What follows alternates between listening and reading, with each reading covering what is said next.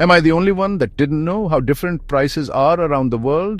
Please like and subscribe to our channel for your father and mother. दुनिया बहुत बड़ी है और महंगी भी।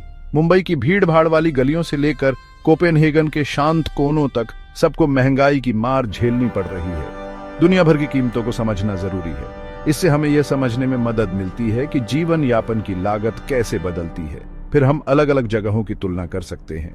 सोचो, दिल्ली में एक कप कॉफी खरीद रहे हो, अब डबलिन में वही कॉफी खरीदने का सोचो। कीमत का अंतर हैरान कर देने वाला हो सकता है। भारत में एक साधारण कॉफी कुछ रुपयों में मिल सकती है, आयरलैंड में यह आपको कुछ यूरो में पड़ेगी। यह अंतर एक बड़ी तस्वीर दिखाता है। दुनिया भर में सामान और सेवाओं की कीमत बहुत अलग अलग होती है। ऐसा क्यों?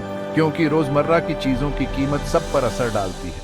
यह हमारी जरूरत की चीजों को खरीदने की क्षमता को प्रभावित करती है। इन जरूरतों में खाना, घर और स्वास्थ्य सेवाएं शामिल हैं। जब कीमतें बढ़ती हैं तो तनाव बढ़ता है, लोगों को गुजारा करना मुश्किल हो सकता है। इन मूल्य अंतरों को समझना बहुत जरूरी है। इससे हमें दुनिया भर में लोगों के सामने आने वाली चुनौतियों को समझने में मदद मिलती है। इन्फ्लेशन एक बड़ा शब्द है जिसका मतलब आसान है, कीमतों का बढ़ना। इसे गुब्बारे में हवा भरने जैसा समझो।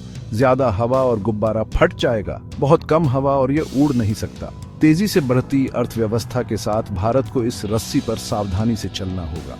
हाल के वर्षों में भारत की इन्फ्लेशन रेट लगभग 5 से 6% रही है। इसका मतलब है कि जो सामान एक साल पहले 100 रुपये में मिलता था, वह आज 105 से 106 रुपये में मिल सकता है। यह भले ही कम लगे, लेकिन यह बुआच जाता है, खासकर कम आमदनी वालों के लिए। अब इसकी तुलना दुनिया के दूसरे हिस्सों से करें। हाल ही में अमेरिका में इन्फ्लेशन रेट 9% से ज्यादा रही है। यूरोजोन भी इससे अछूता नहीं रहा है और उसे भी इन्फ्लेशन के अपने दबावों का सामना करना पड़ रहा है। इससे पता चलता है कि इन्फ्लेशन एक वैश्विक मुद्दा है, न कि केवल भारत की समस्या। चलिए उस चीज के बारे में बात करते हैं जिसकी हम सभी को जरूरत है, ऊर्जा। चाहे वह बिजली हो जो हमारे घरों को रोशन करती है या ईंधन जो हमारी कारों को चलाता है, ऊर्जा की लागत हमारे दैनिक जीवन को प्रभावित करती है। और हर दूसरी चीज की तरह दुनिया भर में इनकी कीमतें भी काफी अलग अलग होती हैं। उदाहरण के लिए बिजली को ही लें। कई विकसित देशों की तुलना में भारत में बिजली की औसत घरेलू दर अपेक्षाकृत कम है। यह आंशिक रूप से सरकारी सब्सिडी और कोयले जैसे पारंपरिक ऊर्जा स्रोतों पर निर्भरता के कारण है। हालांकि इस अफोर्डेबिलिटी की एक कीमत चुकानी पड़ती है। भारत को अपने ऊर्जा के बुनियादी ढांचे का विस्तार करने और सौर और पवन ऊर्जा जैसे स्वच्छ स्रोतों में बदलने में चुनौतियों का सामना करना पड़ता है। इस बीच यूरोप के देशों में अक्सर अक्षय ऊर्जा में निवेश और सख्त पर्यावरणीय नियमों के कारण बिजली की कीमतें ज्यादा होती हैं। खाने की थाली और सिर पर छत, ये बुनियादी मानवीय जरूरतें हैं, लेकिन दुनिया भर में, खासकर शहरी इलाकों में, घरों की कीमतें आसमान छू रही हैं। मुंबई और दिल्ली जैसे शहरों में प्रॉपर्टी की कीमतें कुछ पश्चिमी देशों के बराबर हो गई हैं।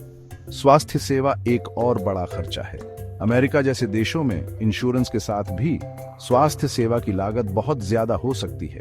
दूसरी ओर भारत में निजी और सरकारी दोनों तरह की स्वास्थ्य सेवाएं उपलब्ध हैं। आगे देखते हुए वैश्विक मूल्य के रुझानों को समझना बहुत जरूरी है। यह हमें भविष्य के लिए तैयार रहने में मदद करता है। अफोर्डेबिलिटी की चुनौतियों का सामना करने में सरकारों, व्यवसायों और व्यक्तियों सभी की भूमिका होती है। अक्षय ऊर्जा में निवेश करने से लेकर टिकाऊ कृषि को बढ़ावा देने तक ऐसे समाधान खोजना सबसे जरूरी है जो सभी के लिए एक अच्छा जीवन स्तर सुनिश्चित करें।